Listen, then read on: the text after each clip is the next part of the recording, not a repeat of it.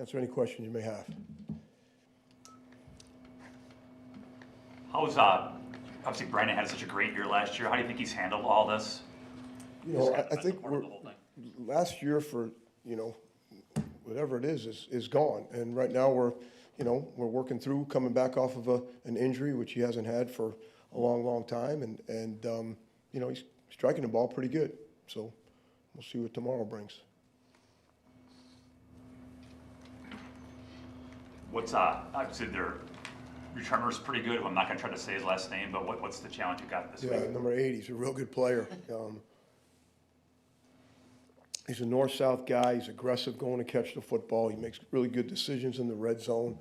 He will still return out of red zone. He's doing a good job north-south in the kickoff return game. I think they have a really good unit. They've obviously had some struggles. They've had some kicking issues as well. They've had Graham go on IR and have some different kickers. But other than that, the punter is, I know he's got a great nickname, but he's a lefty. It's hard to catch the ball enough from a lefty, but he has the ability to run all kinds of different, we call them flops or fat balls or different type of kicks that make it difficult to judge and catch. So, and then in the wind up there in the Meadowlands, it's always problematic catching the ball. So we'll see what happens with that. I know we went to Pittsburgh and we ended up muffing one.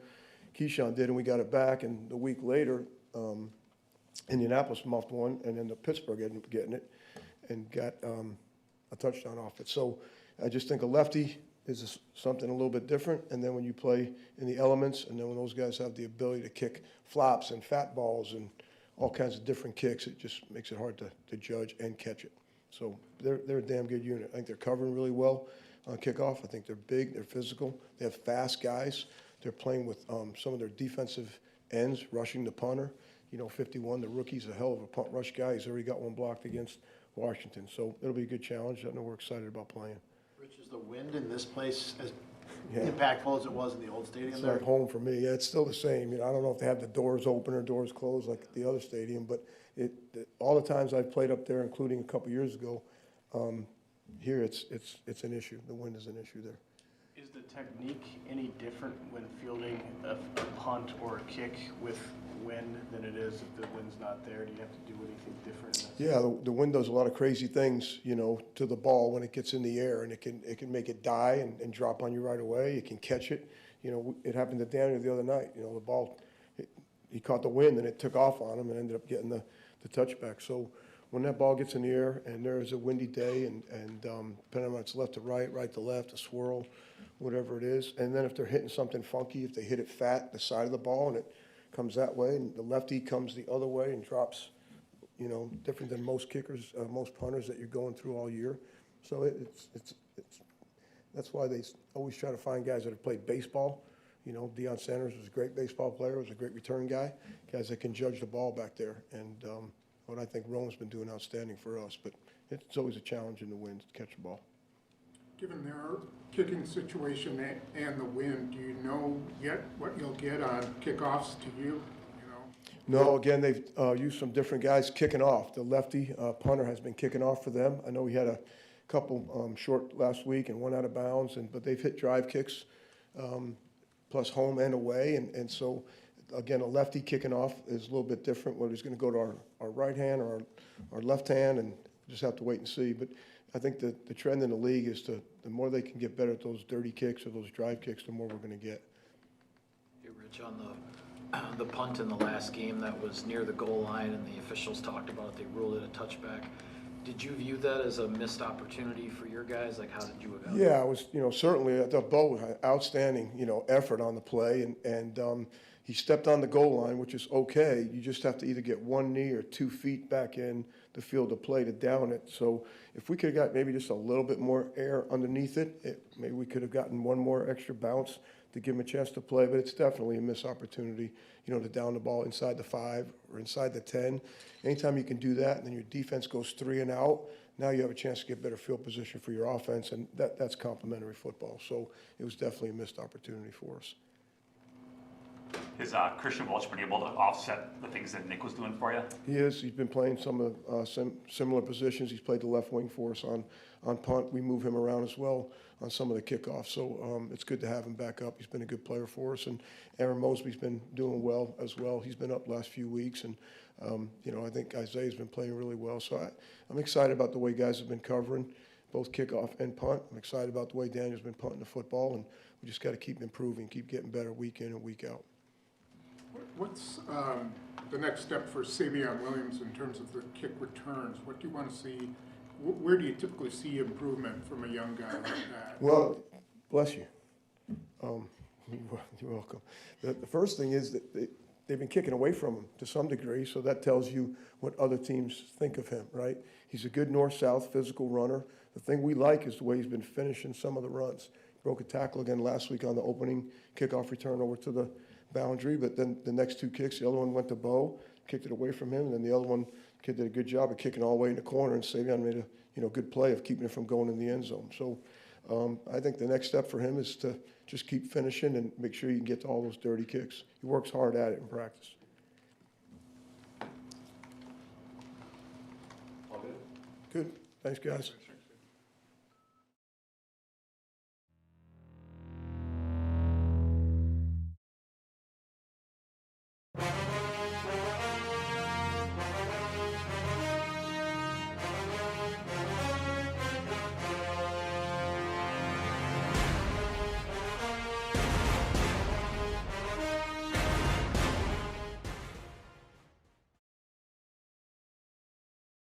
Let's get it. Let's start it off on a positive note. What do we got? You have a bus of fans driving 30 minutes from your hometown for the game on Sunday? I do. I think I bought 30 tickets. So, my mom, she doesn't get to come out very often here. My brother, my sister, my nieces, my cousins, my friends. So I bought 30 tickets, and hopefully they all show up. But it will be nice. It'll be a chance to get close to home and see some family that I haven't seen, and I'm appreciative that they'll all come out and cheer me on. It's been a while since I've been back there, and I have a lot of memories of Giant Stadium growing up as a kid, and it'll be a cool experience to coach there and have my family there to do it. So I do appreciate you asking that question. I asked you about the run defense last week. Obviously, you guys played superb on Monday. What did you like about that phase?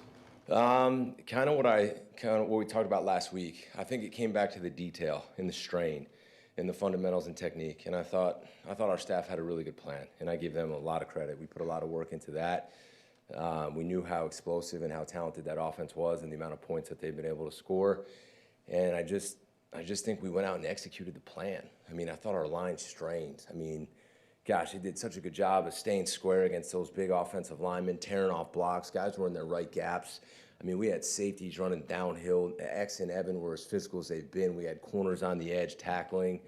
It was inspiring football to watch how physical and violent we were. Quay and Coop just engaging and tearing off blocks, and that's how we have to play the run. And we showed that earlier in the season, and we kind of hit a little bumpy path, and that's our expectation, and that's our standard. Because if we can do that against that offensive line and that running back, then our expectation is we should be able to do that every week. And it's not going to be easy, but I like the plan, I like the execution, and I'm really proud of the way those guys played it. That's a good group.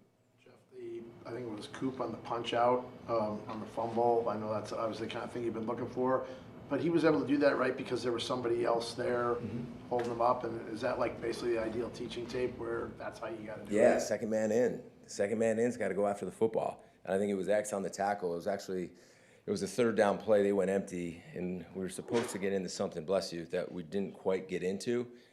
Half of us did, half of us didn't, so the draw kind of got out. He made a good run, and X was right there, and he wrapped him up, and Coop kind of came in from the side, which is why you run to the football, because good things happen. And it was a textbook peanut punch. The elbow was above the wrist, and he had a good follow-through. And then Keyshawn picked it up, and, credit to their offensive linemen, because I respect the way the offensive lineman, if he didn't run to the ball the way he did, Keyshawn was gone and we score. So I wish he wasn't there on that play. I do respect the way he was running to the ball and give him credit for that. But awesome punch. I thought Coop played a really good game. Fast, physical. We pressured him a bunch. And that was a game-changing play because that was like a 17-play drive that we kind of bled down the field, and that's what has to happen. And that's 4 takeaways in the last 4 games, so I'm hoping that continues and we start to get maybe more than 1 in a game, but we'll continue to work it and trust our process there. On the swing pass that Barkley broke out, Yeah. is there such a thing as a double spy, or was the linebacker supposed to be out there with The him? third down, probably the most disappointing play of the game, and I say that because, again, I really thought our guys played well, and I truly mean that, and I give them a ton of credit. It was third down. We had a pressure called, and clearly we didn't coach it good enough. We didn't execute the pressure. We got exactly what we wanted, right? And the way the slide went, we should have blitzed the backer. I'm getting into a little bit of detail. And we just mis-executed the play. And what's disappointing about that play, if we did execute and we coached it better, we got exactly what we wanted. We're off the field. That next play doesn't exist, and they don't score a touchdown. Were both backers supposed to go? No, not both of them. And I don't want to get any more detail than that, but needed to coach it better. But we had what we wanted, and that is a frustrating play because I don't care what the score was. I don't care that it was 10-3 or 0-0 or 3-0, whatever it was. We should have stopped him on that play. We had him on that play, and we didn't do a good enough job, and that one does eat at me because that would have saved a touchdown, and then that's a 3-point game. So we had what we wanted. It wasn't supposed to be Valentine just making the tackle by himself. We busted it. It's as easy as that, and I clearly didn't do a good enough job with that call. So you can put that one on me. Jeff, with that said, you guys have a lot of pressure on yourself with the way the offense has been playing to make those kind of stops. I know you're not going to throw the offense under the bus, but is it harder to play defense when you have that kind of pressure on making those stops? Yeah, if you want to approach the game like that, but I don't approach the game like that. It's every call, it's every yard, it's every drive, it's every third down. I mean, we have to find a way to get off the field, and you just keep playing until the game's done. And I think what's helped me, I've been a head coach, and I've been on both sides of it. I've been where I was in charge of the offense and the defense. This is a team game, and for me, this will never be about the defense versus the offense, or wow, we have to hold them to this amount of points. I mean, there's games since I've been here, Matt's put up, and the offense has put up 30-plus points, and we've won 30 to 20-something. So it's going to bounce back and forth. And when the offense isn't playing well, it's our job to pick them up, and we have to. But our mentality going into every game is the same, whether our offense scores 40 points or they're not scoring a lot of points. And I respect and appreciate that from my time being a head coach. And our players, they're going to keep working and getting better, and there's no distraction, there's nothing there, and we're good to go. Jeff, you know, when you bring the safety down really hard, like Yeah. you did in this game, and I've seen other teams do it too, is that the equivalent of having an 8-man front without showing an 8-man front, or is there more to it than? You're talking about, like, sometimes when we inserted Evan? Yeah, like, and when he comes down right at the snap.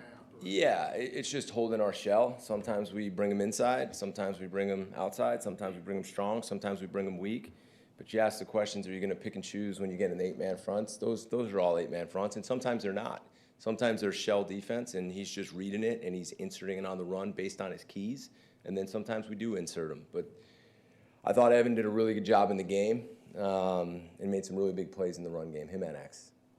So Jeff, there was that play in the fourth quarter where, and I looked at it on the tape, where there's a huge hole over the right guard, and he comes in and tackles Saquon Barkley for a loss, 2 or 3 yards.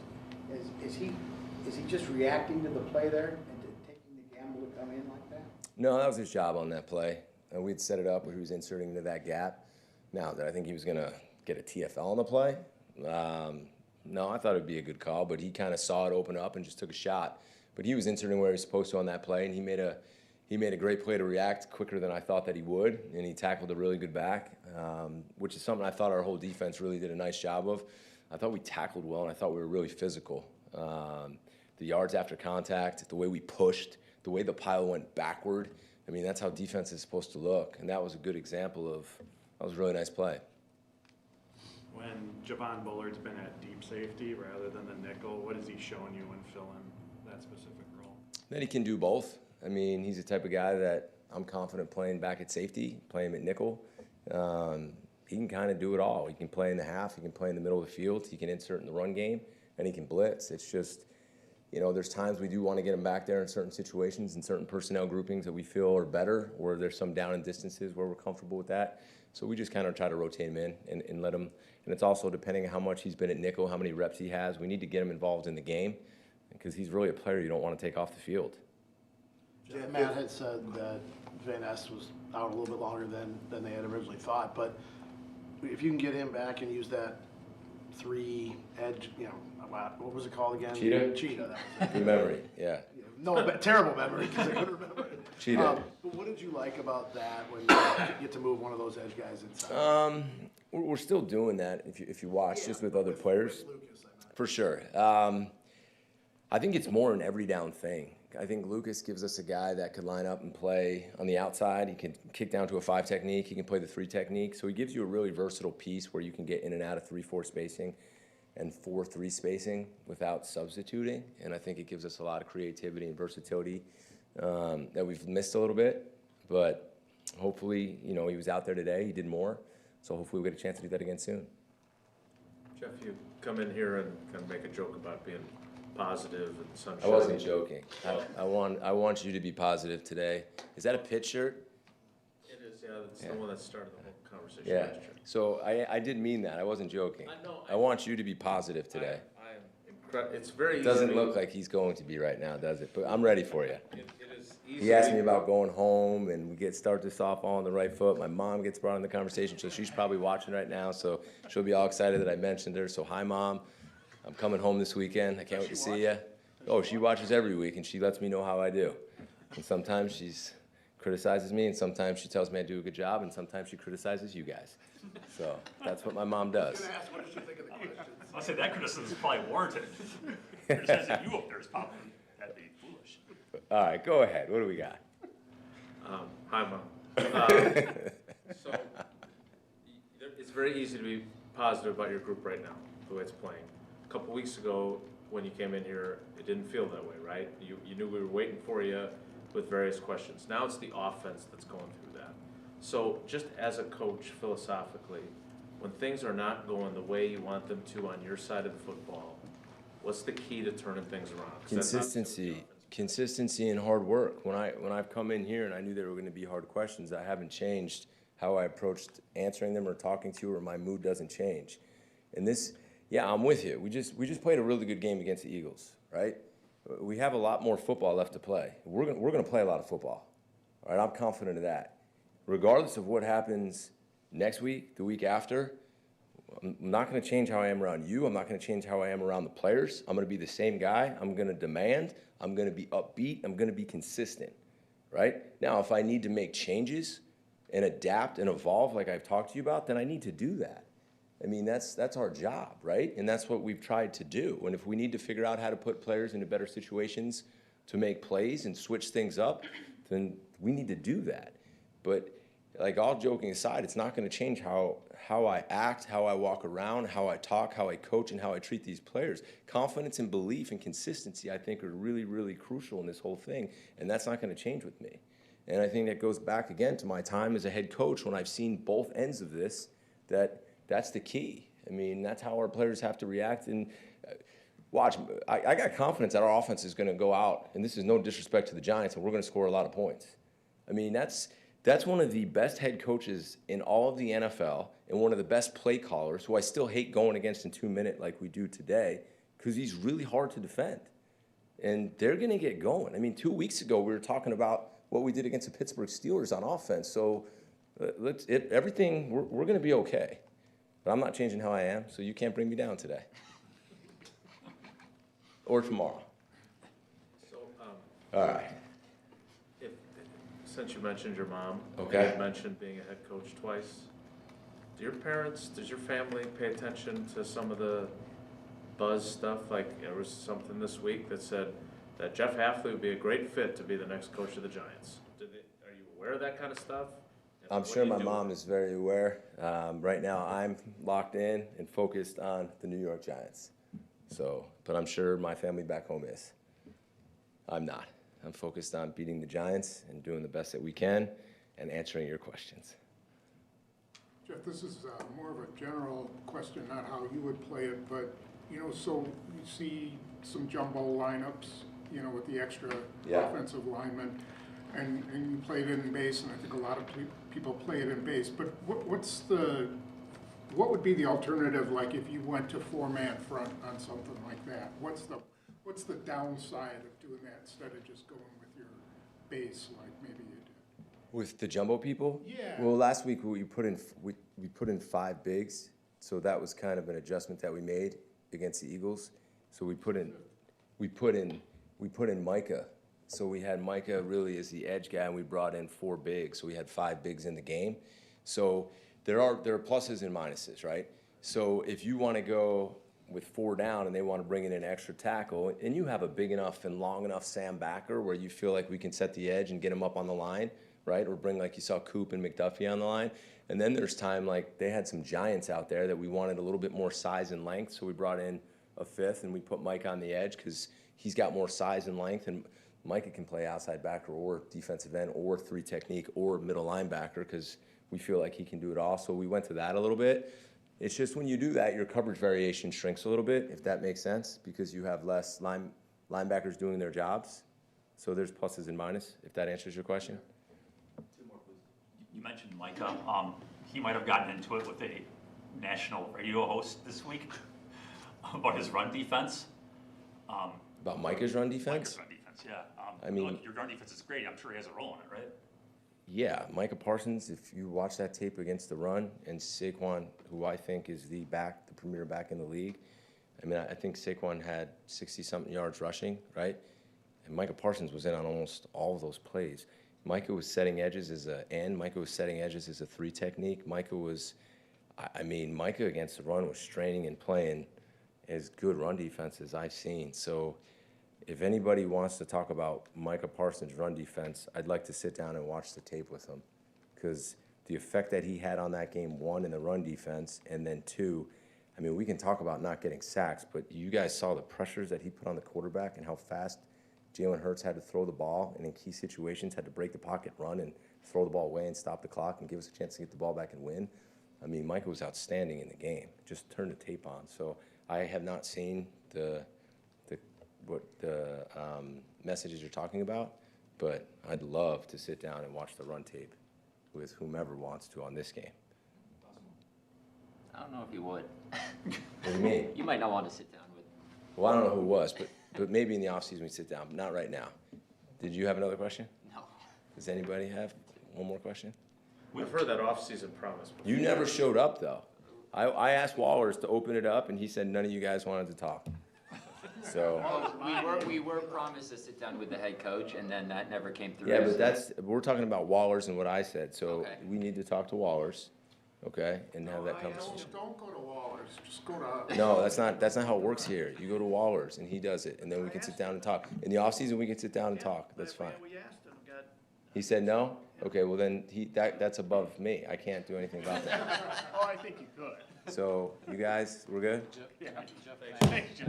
Yeah, you can ask a question, so I'm sorry. No, just one follow-up on Micah. So I think it was at least twice, and maybe it was more than that, the Eagles were in like 3rd and 10 plus, and they just handed the ball off. It almost looked like a capitulation.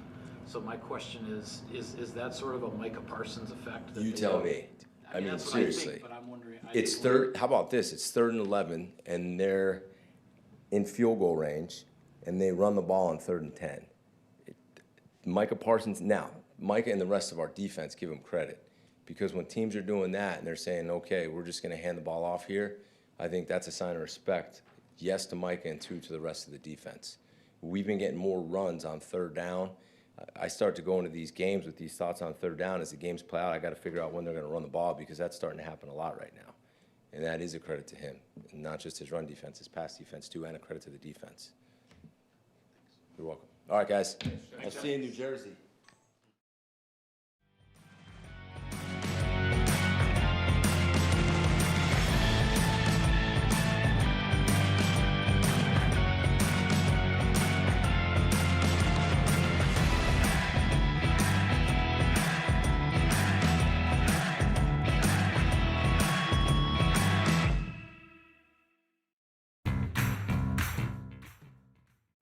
How big of a challenge is their pass rush with all those first-round guys that were up front? Yeah, they're extremely talented up front.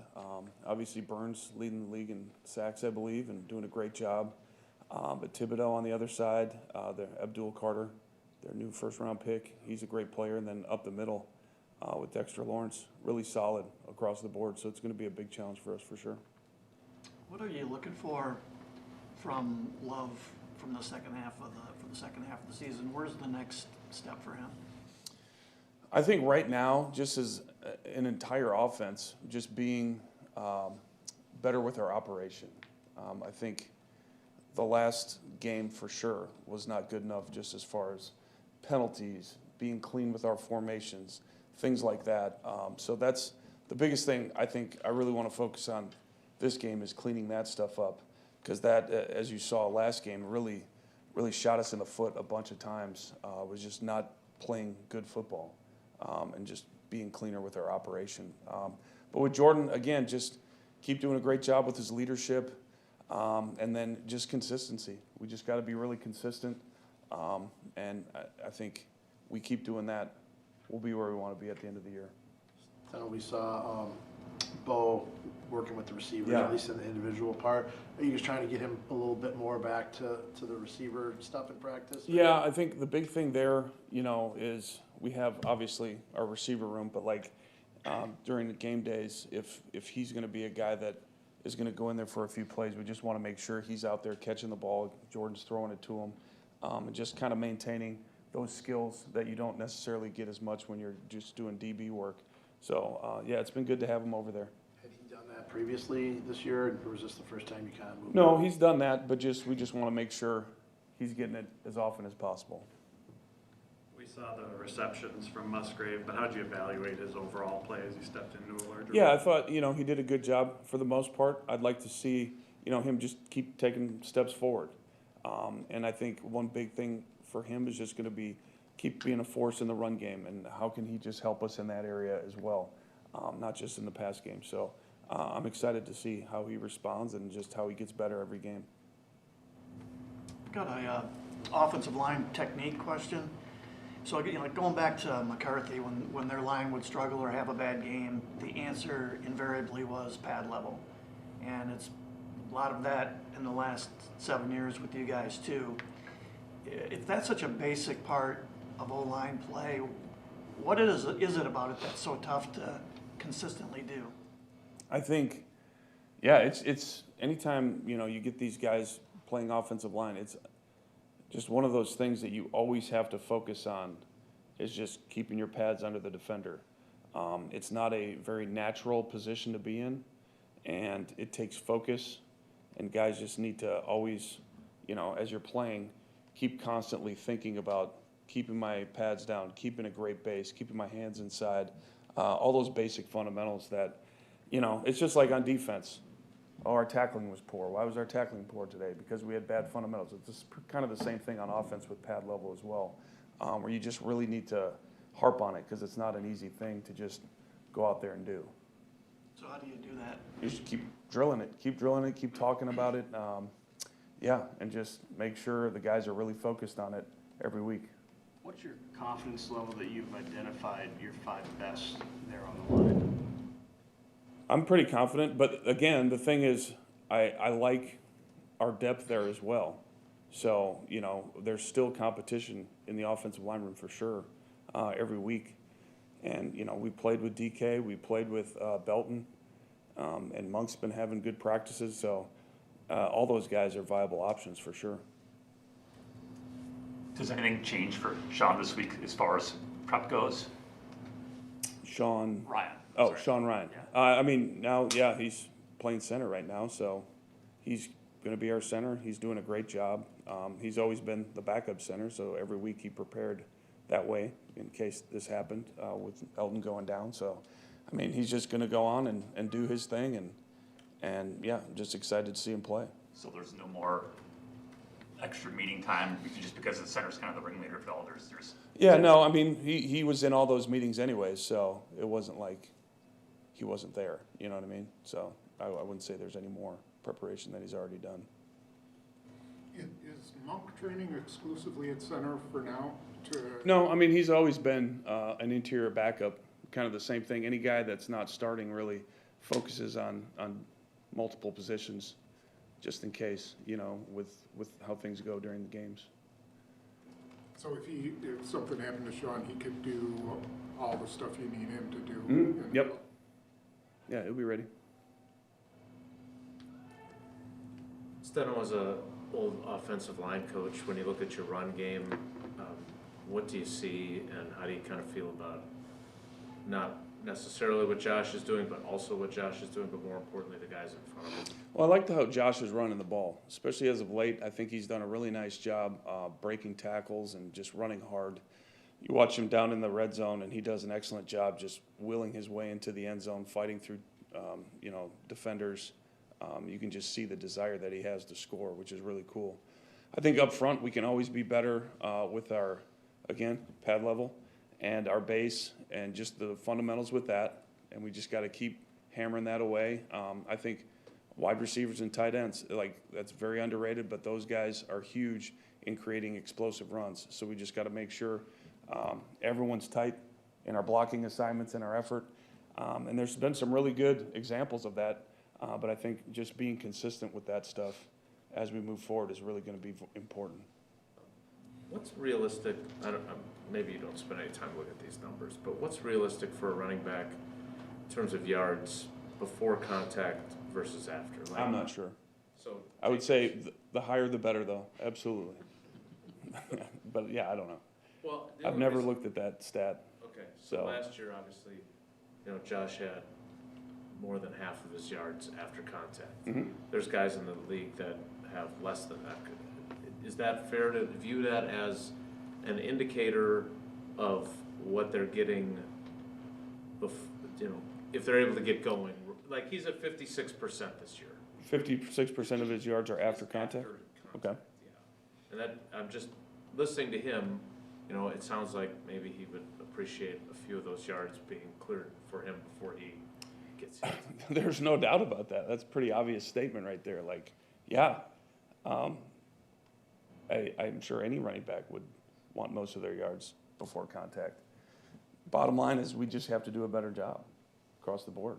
And, I have faith in our guys. That's the thing. Like, I have faith we can do it. We're going to fight through this adversity and come out better on the other side. So, yeah. And what do you like about Kennard over Belton as that extra lineman? You think with Belton, with the size and everything like that would be. At the time, Belton was kind of banged up, so we didn't know if he was playing or not, so we just started using DK, and he did a good job, so that's kind of how it happened. So what do you think of what Christian's been able to give you since he's been back? Oh, it's been great. His explosive plays that he's made have really been, just a big step forward with our offense. That's one thing, every game he just seems to come up with some huge plays, and that's just the kind of player that he is with his size and speed, his vertical threat, how he attacks the ball. Yeah, it's been awesome. In your grading system, if there's a play that Jordan can to a run, if he doesn't do it, does he get docked for that? It depends. I mean, sometimes the defense disguises and you don't see it until the snap, things like that. But if it's like a blatant, yes, you should have done this, then yeah. But there's a lot of times where, they disguise or you just don't see it.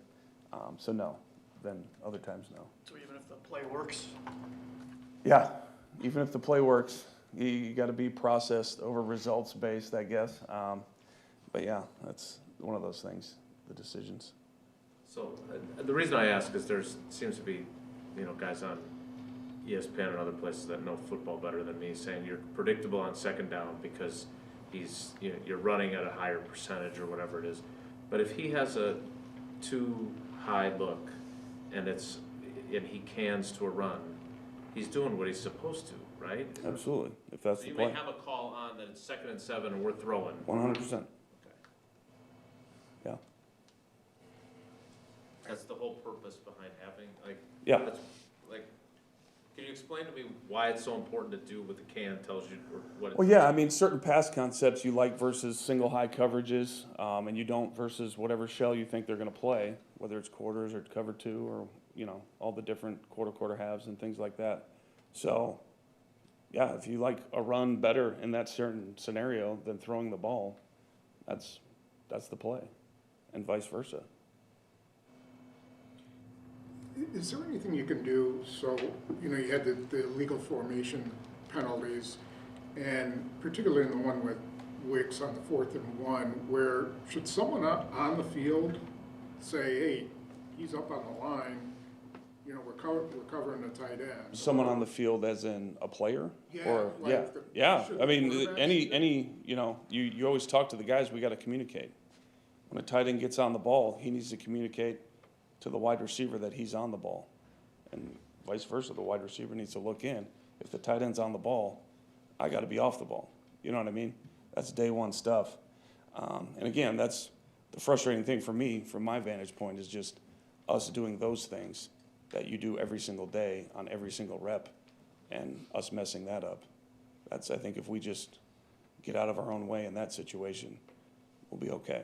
Yeah, I know it's, you know, you're in a 2-minute drill and everything like that, but on sidelines. Yeah, you gotta have awareness. I mean, that happens all the time, and you're on, you're off. Like, you gotta pay attention. Call timeout there?